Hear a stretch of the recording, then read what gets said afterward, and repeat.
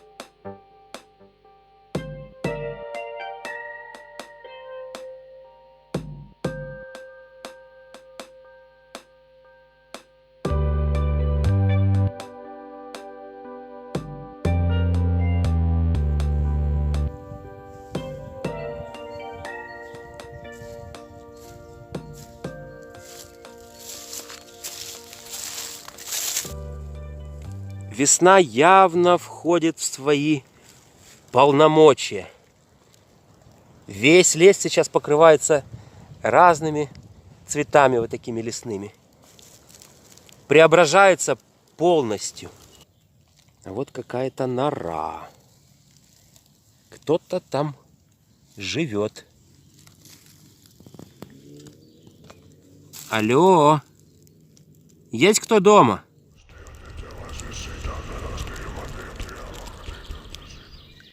А вот интересный грибок я нашел. Грибок — это, конечно, громко сказано. Вот. Вот. Это у нас ксилярия длинноногая. Ее еще называют пальцы мертвеца. Ну, в основном, пальцы мертвеца — это такое общее название. Вот. Ну, не будет ошибкой назвать этот гриб именно так, пальцы мертвеца. Вот, что интересно, для Украины этот гриб достаточно редкий, но тем не менее, вот я его встретил здесь. О, а тут какие два пальца. О, здоровые такие. Эту ксилярию в некоторых странах называют пальцы мертвой проститутки или пальцы мертвой уличной девки. Страшноватое название, да?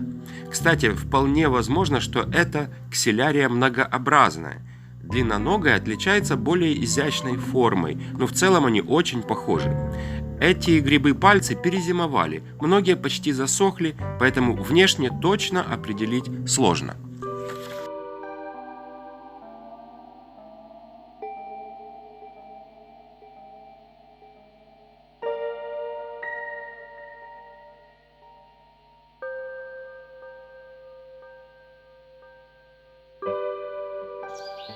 Прислушайтесь, как красиво поют птицы сейчас. Ага.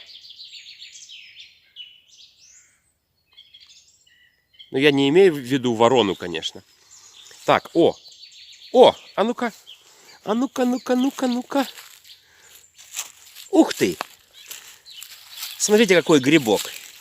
Грибок, да. Вот это у нас попалась саркосцифа.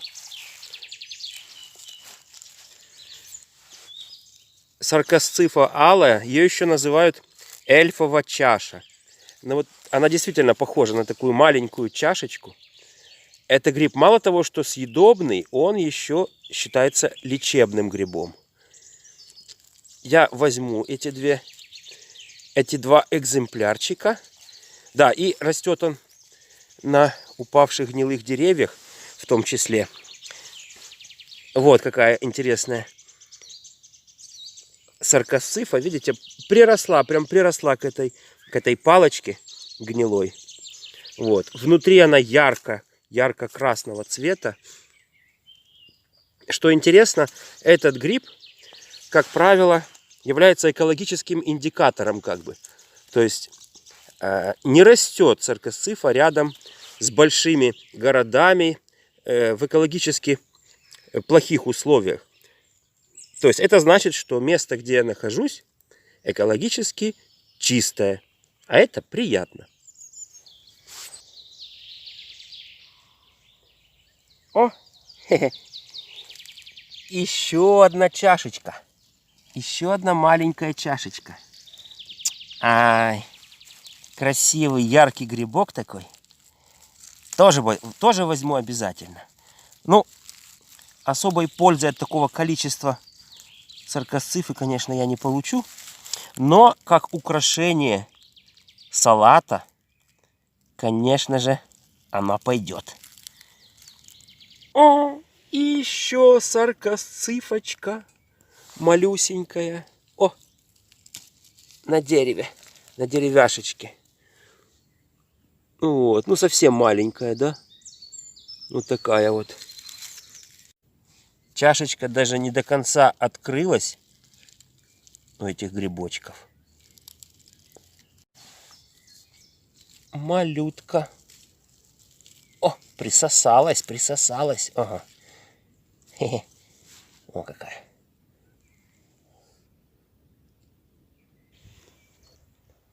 Спустился я в такую низину. Здесь болотистое место.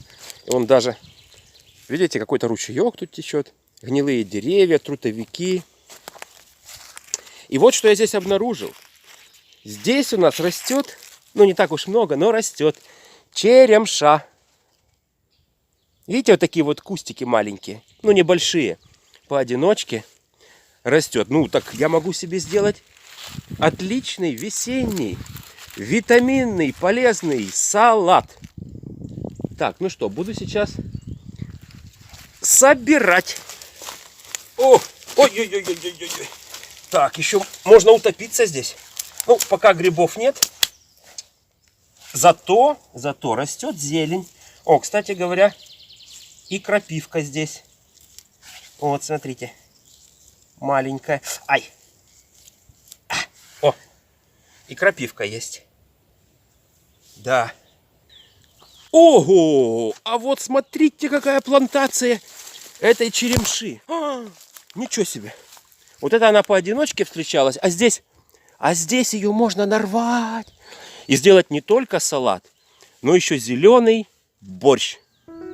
Черемша – это редкое растение. Она занесена в Красную книгу. Весной она истребляется просто тоннами и продается на рынках, из-за чего постепенно исчезает из наших лесов. Сбор и нелегальная продажа черемши запрещены и караются штрафом. Поэтому я собираю только некоторые листики и только для личного употребления. Черемша – настоящий кладезь витаминов, микроэлементов, аминокислот и минералов. Это растение иногда называют медвежий лук. Считается, что когда медведь вылазит из берлоги после зимней спячки, то он активно начинает поедать траву, в том числе и черемшу, и быстро восстанавливает силы. А вот и весенний полезный салат из черемши и несколько фрагментов саркосцифы алой, которая придает, ну, если не пользы этому салату, то некоторые художественные акценты. Нахожусь я сейчас в своей любимой лесной столовой и буду дегустировать весенний салат. Начну с саркосцифы.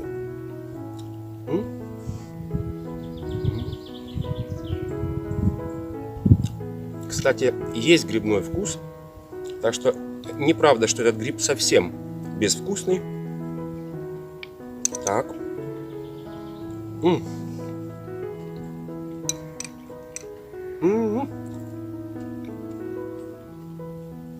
Думал я добавить зеленого лучка, но потом решил, этого не делать, чтобы не портить чесночный вкус моей черемши. Что же, друзья, собирайте обязательно весеннюю черемшу, набирайтесь витаминов, но не очень много, только для личного употребления и оздоровления. На сегодня все. До встречи на канале Грибоед.